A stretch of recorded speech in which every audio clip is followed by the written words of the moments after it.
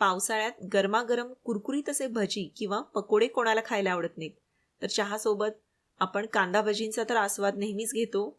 तर यावेळी हे कांदा भजीपेक्षा वेगळे असे भजी किंवा पकोड्याचे प्रकार तुम्ही जरूर करून बघा. नमस्कार, स्वागत आहे तुमचं मराठी किचनमध्ये. तर 4 वेगवेगळे प्रकारचे भजी किंवा पकोड्यांचे प्रकार आपण या व्हिडिओमध्ये करणार आहोत. चला तर मग लगेच सुरुवात करू. पहिला प्रकार करतोय आपण, त्याकरता आपल्याला कोबी लागणार आहे. तर एक छोटा कोबी या ठिकाणी घेतला आहे. कोबी आपल्याला पातळ लांब लांब असा चिरून घ्यायचा आहे. तर त्याकरता कोबीचे असे 4 काप करून घ्यायचे. त्यानंतर एका कॉर्नरपासून सुरुवात करायची आणि असा कोबी तिरका तिरका कापत यायचा, जेणेकरून कोबी जो आहे तो असा लांब लांब चिरला जाईल. हे बघा, याप्रमाणे पातळ आणि लांब लांब असा कोबी चिरला गेला पाहिजे. साधारणपणे आपल्याला 2 कप कोबी लागणार आहे, त्यानुसार कोबी चिरून घ्या. कोबी चिरल्यानंतर तो धुवून निथळून घ्यायचा आणि मग तो एका बाउलमध्ये काढला. आता आपण एक वाटण तयार करून घेतोय. तर त्याकरता मिक्सरच्या भांड्यामध्ये अर्धा टीस्पून म्हणजे छोटा अर्धा चमचा ओवा काढला. त्यानंतर 1 टीस्पून म्हणजे 1 चमचा धणे काढले. आवडीनुसार 5-6 हिरव्या मिरच्या याच्यामध्ये घातल्या आणि हे जाडसर ओबडधोबड असं वाटून घ्या. आता याच्यामध्ये आपण स्वीट कॉर्न घालणार आहोत. तर 1 कप स्वीट कॉर्न घेतलेले आहेत. स्वीट कॉर्न कच्चेच आहेत, उकळून वगैरे घेतलेले नाही आहेत. याच्यामध्ये सगळे घालायचे नाही, तर थोडेसे पाव कप बाजूला ठेवायचे. आता मिक्सर फक्त एकदा दोनदा फिरवून कॉर्न फक्त क्रश करून घ्यायचे, खूप बारीक वाटायचं नाही. कोबीवर हे वाटण आणि स्वीट कॉर्नचं मिश्रण घातलं. थोडीशी बारीक चिरलेली कोथिंबीर घातली. त्यानंतर जे बाजूला कॉर्न ठेवले होते अख्खे, ते याच्यामध्ये घातले. चवीनुसार मीठ घातलं. आता लागेल तसं बेसन पीठ घालून याचं पीठ जे ते मळून घ्यायचं आहे. तर साधारणपणे 1 ते 1.5 कप पीठ याच्यामध्ये मावतं. पण लक्षात ठेवा, आपल्याला पीठ खूप पातळ करायचं नाही आहे, त्याच्यामुळे थोडं थोडं पीठ याच्यामध्ये घालत जा आणि मिक्स करत जा. आणि आणखी एक महत्त्वाची गोष्ट, आपण जसं भजीप्रमाणे पातळ पीठ करतो तसं पीठ करायचं नाही आहे. तर पीठ जे ते थोडंसं घट्टसरसच ठेवायचं आहे. लागल्यास अधूनमधून पाण्याचा फक्त हापका याच्यावर मारा, पण खूप पाणी घालायचं नाही आहे. हे बघा, याप्रमाणे असं घट्टसर असं पीठ मळून घेतलं. शेवटी अगदी चिमूटभर खाण्याचा सोडा याच्यामध्ये घालायचा, म्हणजे मग भजी जी आहे ती खूप पिठूळ होत नाही, हलकी होतात. आता तेल तापलं की तेलामध्ये हे पीठ घेऊन याचे जे पकोडे आहेत ते करून घ्यायचे. हे बघा, याला फारसा आकार द्यायला जायचं नाही. जसा कोबीचा आकार येईल त्याप्रमाणे याचे पकोडे जे आहेत ते तेलामध्ये सोडायचे आहेत. दाबून सोडायचं नाही आहे, हलक्या हातानं असं पसरवून सोडा, जेणेकरून कोबी जो आहे तो छान सुटा सुटा मोकळा राहील. आता महत्त्वाची गोष्ट म्हणजे तळताना सुरुवातीला अगदी थोड्या वेळ गॅस मध्यम आचेवर ठेवायचा. त्यानंतर गॅस जो आहे तो कमी करायचा आणि मंद आचेवर हे पकोडे जे आहेत ते तळून घ्यायचे, म्हणजे मग कोबीसुद्धा करपत नाही आणि तो छान कुरकुरीत असा तळला जातो. कोबीसोबत स्वीट कॉर्नही आहे, त्याच्यामुळं पकोड्यांची चवही खूप छान येते. हे बघा, मंद आचेवर कोबी छान कुरकुरीत होईपर्यंत पकोडे जे आहेत ते तळून घ्यायचे. कांदे भजी तर आपण नेहमीच करतो, पण हे वेगळं स्वीट कॉर्न आणि कोबीचं जे कॉम्बिनेशन आहे ते तुम्ही जरूर ट्राय करून बघा, खूप छान लागतं. कोबी तसाही बऱ्याच जणांना फारसा आवडत नाही, पण हे कोबी आणि स्वीट कॉर्नचे पकोडे मात्र सगळ्यांना नक्की आवडतील. लहान मुलंसुद्धा अगदी आवडीनं खातील, इतके ते छान होतात. चहासोबत ह्याचं कॉम्बिनेशन अगदी मस्त लागतं. आता भजींचा दुसरा जो प्रकार आपण करणार आहोत तो करणार आहोत फ्लॉवरपासून. तर साधारणपणे या ठिकाणी 1.5 कप फ्लॉवरचे तुरे घेतलेले आहेत. फ्लॉवरचे असे छोटे छोटे तुरे काढून घ्यायचे, खूप मोठे तुरे ठेवायचे नाहीत. त्यानंतर पाणी उकळायला ठेवलं आहे. या उकळत्या पाण्यामध्ये फ्लॉवर घालून 2 मिनिटं वाफवून घ्यायचा. फ्लॉवर खूप मऊ होईपर्यंत थांबायचं नाही, तर थोडासा जो आहे तो त्याचा करकरीतपणा गेला पाहिजे, कच्चेपणा गेला पाहिजे, इतपत असा 2 मिनिटे उकळून घेतला. त्यानंतर पाण्यातून काढून फ्लॉवर जो आहे तो असा निथळून घेतला आहे. आता याच्यामध्ये काही मसाले आपण घालणार आहोत. तर याच्यामध्ये चवीनुसार मीठ घातलं. त्यानंतर आवडीनुसार लाल तिखट घालायचं आहे. थोडीशी जिरेपूड घातली आणि आता अर्ध लिंबू याच्यावर पिळून घ्यायचं. आता हे जे सगळे मसाले आपण घातले ते फ्लॉवरला एकसारखे लावून घ्यायचे. हा मॅरिनेट केलेला फ्लॉवर जो आहे तो 15 मिनिटांसाठी ठेवून द्यायचा. आता या भजींसाठी आपण पीठ भिजवून घेऊयात. त्याकरता साधारणपणे पाऊण कप बेसन पीठ घेतलेलं आहे. त्याच्यामध्ये 2 मोठे चमचे म्हणजे 2 टेबलस्पून तांदूळ पिठी घातली. चवीनुसार मीठ घातलं. त्यानंतर आवडीनुसार लाल तिखट घातलं. फ्लॉवरला सुद्धा आपण लाल तिखट लावलेलं आहे ते लक्षात घेऊन त्यानुसार लाल तिखट याच्यामध्ये वापरा.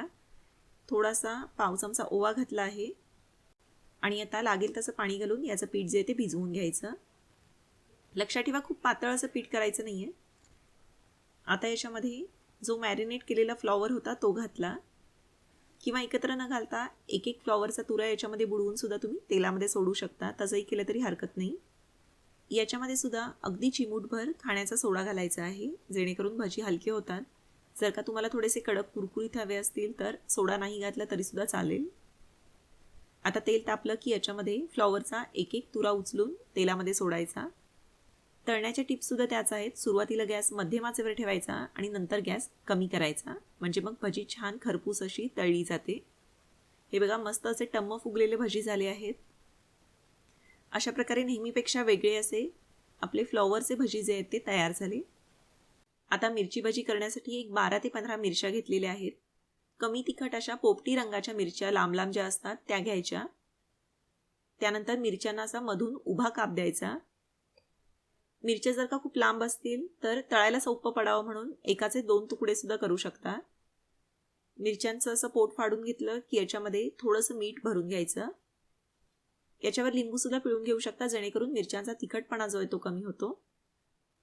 याप्रमाणे सगळ्या मिरच्यांमध्ये मीठ भरून घेतलं. त्यानंतर मिरच्यांचे असे 2 काप करून घेतले आहेत. आता भजीच्या पिठासाठी या ठिकाणी 1 कप बेसन पीठ घेतलेलं आहे. याच्यामध्ये थोडीशी कोथिंबीर बारीक चिरून घातली. त्यानंतर पाव चमचा ओवा हाताने चोळून याच्यामध्ये घालायचा.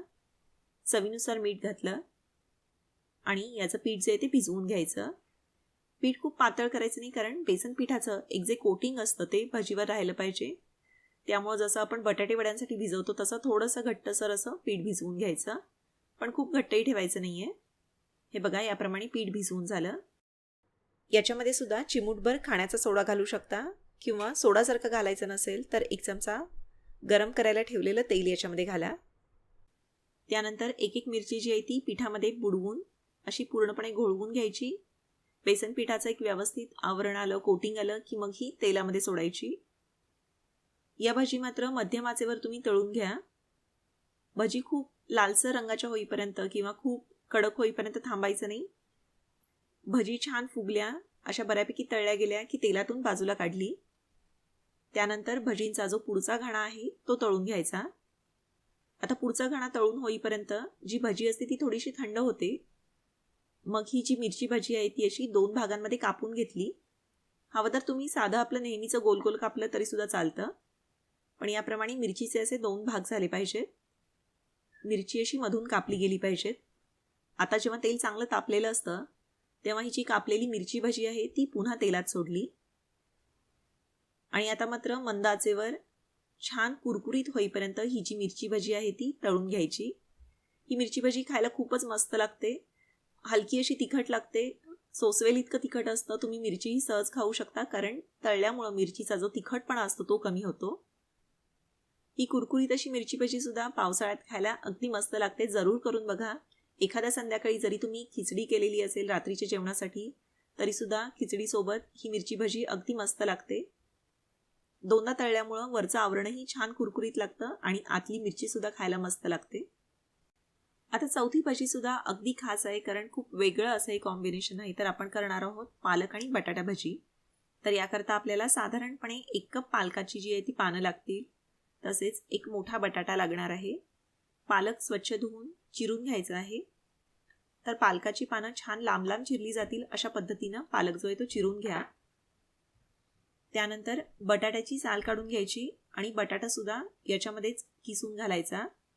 तर मोठ्या किसणीनं बटाटासुद्धा असा लांब लांब किसून घ्यायचा. त्यानंतर आपल्याला एक वाटण लागणार आहे. तर त्याकरता मिक्सरच्या भांड्यामध्ये आवडीनुसार 4 ते 5 हिरव्या मिरच्या 6-7 पाकळ्या लसूण याच्यामध्ये घातला. लसणाची चवसुद्धा पालकासोबत खूप छान समून येते. 1 चमचा धणे, छोटा अर्धा चमचा ओवा याच्यामध्ये घातला आहे आणि हे असं जाडसर ओबडधोबड वाटून घेतलं. याच्यामध्ये पाव चमचा हळद घातली, थोडंसं हिंग घातलं, चवीनुसार मीठ घातलं आणि मग तयार केलेलं वाटण याच्यामध्ये घातलं. आता हा जो सगळा मसाला आहे तो पालकाला बटाट्याला एकसारखा लावून घ्यायचा. हे असं सगळं एकसारखं मिक्स झालं की याच्यामध्ये आपण पीठ घालणार आहोत. तर लागेल तसं बेसन पीठ घालायचं आहे चमच्यानं. साधारणपणे आपल्याला याचं पीठ खूप पातळ करायचं नाही आहे. तर पालकाला जेवढं पाणी सुटलं आहे त्या पाण्यामध्येच हे जे बेसन पीठ आहे ते भिजवायचं आहे. तर साधारणपणे 1 पाऊण कप बेसन पीठ याच्यामध्ये लागतं. त्यानंतर 1 टेबलस्पून म्हणजे 1 मोठा चमचा तांदूळ पिठीसुद्धा याच्यामध्ये घालायची आहे, जेणेकरून भजी कुरकुरीत होतात. हे आता सगळं छान मळून घ्यायचं. शक्यतो याच्यामध्ये पाणी लागत नाही, कारण पालकाला पाणी सुटतं, बटाटा सुद्धा ओलसर असतो. पण जर का मिश्रण अगदीच कोरडं वाटलं तर याच्यामध्ये थोडासा पाण्याचा हबका मारू शकता. थोडंसं हे ओलसर करून घेऊ शकता, पण खूप पातळ करायचं नाही आहे. हे बघा, याप्रमाणे याचं असं पीठ मळून घेतलं. शेवटी याच्यामध्ये 1 चमचाभर गरम तेलाचं मोहन घालायचं आहे. जे तेल आपण भजी तळण्यासाठी गरम करायला ठेवलं होतं त्यापैकीच 1 चमचा तेल याच्यामध्ये घातलं आणि याप्रमाणे असं छान मळून घ्या. गरम तेलामध्ये याच्यासुद्धा भजी ज्या आहेत त्या अशा पसरून सोडायच्या आहेत, जेणेकरून पालक आणि बटाटा छान असा सुटा राहतो. हे बघा, कुठलाही आकार याला द्यायचा नाहीये, तर पसरून याप्रमाणे पीठ जे ते सोडायचं. सुरुवातीला गॅस मध्यम आचेवर ठेवायचा आणि एकदा का तेलाचे बुडबुडे कमी झाले की गॅस मंद आचेवर करून भजी छान कुरकुरीत होईपर्यंत तळून घ्यायची. हे बघा, मस्त असं वेगळं कॉम्बिनेशन आहे पालक आणि बटाटा. भजी छान कुरकुरीत तळल्या की खायला अगदी मस्त लागतात. टोमॅटो केचप सोबत या ज्या भजी आहेत ते खायला अगदी मस्त लागतात. त्याचप्रमाणे या दाखवलेल्या 4ही पकोड्यांपैकी कोणते पकोडे किंवा भजी तुम्हाला सगळ्यात जास्त आवडले ते मला कळवायला विसरू नका. व्हिडिओ आवडला तर व्हिडिओला लाईक करा. व्हिडिओची लिंक तुमच्या मित्रमैत्रिणींसोबत, नातेवाईकांसोबत जरूर शेअर करा. धन्यवाद.